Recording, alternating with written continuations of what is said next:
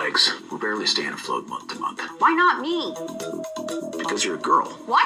Sorry, woman. Ma, I mean no disrespect, but she's got to hear this. Hello everybody, welcome back to Screenstars. I'm here today to bring you my review for the 2024 horror film Bloody Axe Wound. The film is written and directed by Matthew John Lawrence and it stars Sari Arambulo, we have Billy Burke, we have Molly Brown, and we have essentially a cameo from Jeffrey Dean Morgan. Right, the film follows Abby, who is a teenage girl, and she's got a family with a bit of a difference. Imagine Jason Voorhees if he had a family, if he had a daughter, and then he owns a video store, and all his kills kind of, get put in films and sold in the video store. That's, as mad as that sounds, that's essentially what happens here.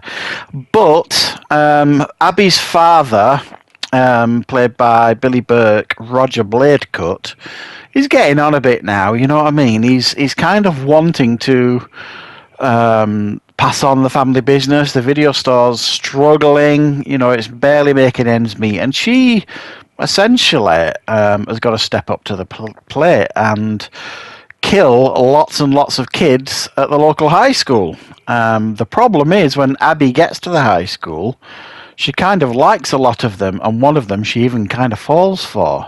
This girl played by Molly Brown, Sam. So this causes a real rift between her and her dad, who strongly believes that these kids need to die, because that's just the way of things. And she's kind of pushing back. Right.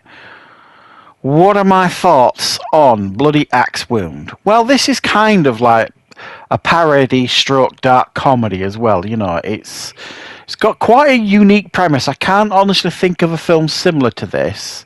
So it's definitely got that going for it, this film. I don't necessarily think it fully realises it, because it doesn't really make a lot of bloody sense. It's set in the 80s, the height of the slasher films and, the VHS video nasties and all that kind of stuff. So it almost feels like it's set in like a parallel universe almost, this thing, to kind of make it try and make sense. But ultimately, I feel like if it had really run with that concept, her dad's a masked killer. That even when he hasn't got the mask on, he looks horrific. It's quite amusing seeing him talking to his daughter quite lovingly at times, and he's. It looks horrific. So if it had really run with that concept, I think it probably could have worked this. But for me, I think this fell off. It lost interest for me when it started getting into the teen drama stuff. When she got to school, when she started making friends, when she started to question this, that, and the other, when she started falling in love with Sam, played by Molly Brown.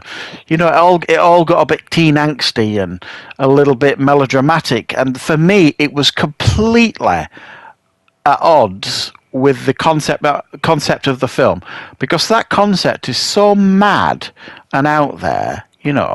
A masked killer running a video store and killing people so that he can, fill up his video store with those kills in the movies, sort of thing.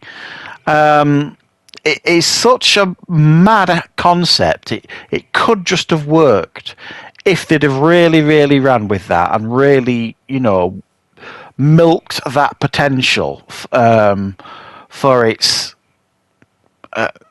for everything it had, really. And I just felt like they touched the surface with that. And for me, the high school stuff just got for me, like I say, like a teenage drama almost, you know what I mean? And I started losing interest quite drastically. Picked up a little bit near the end, I think that's fair to say, sort of thing. But it didn't really capture its potential, this film, which I think it was a real shame. I did enjoy the performances by pretty much everybody here. I thought Sari Arambulo, I hope I pronounced that right, was fine as Abby, actually quite good. I liked Molly Brown as Sam, and you may recognise her if you're watching the new Dexter Original Sin show. She plays Deborah Morgan as a teenager, and I think she's very good in that show as well. And then you've got Billy Burke playing this masked killer, Roger Blade cut. Again, I think he gives quite a fun performance as well. And like I said, you get what is basically a cameo from Jeffrey Dean Morgan. He shows up within the first couple of minutes of the film, sort of thing.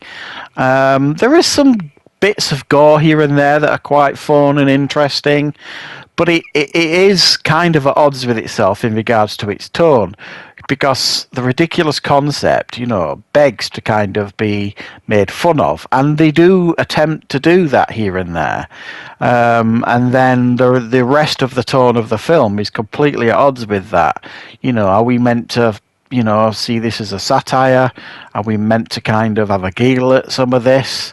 Because some of the things it makes you think about later, you're just kind of thinking, whoa, I don't want me slasher films to make me think of things like that, about how these deaths are affecting the rest of the school. And, there's one scene in particular, and I don't want to overly spoil it, I'll just kind of give you a flavour of the scene. There's someone who she attempted to kill but failed. She goes back to finish the job, and she's kind of in the bath, nursing her wounds, barely alive, sort of thing.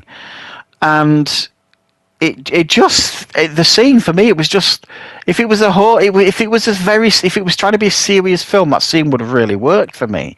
But it didn't work for me because of the tone of other aspects of the film. It just was completely at odds. It's kind of like, let's make fun of slashers on this thing, and then actually I'm going to make you think about this, these slasher films, the effects of how it affects families and all this kind of stuff. And you just kind of like, I don't understand what emotions you wanted me to feel, particularly while I'm watching this film.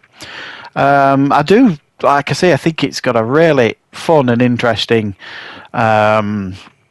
concept going for it. Like I say, I can't think of it. I mean, let me know in the comments, guys, if you could think of a film similar to this. I certainly can't, not off the top of my head anyway.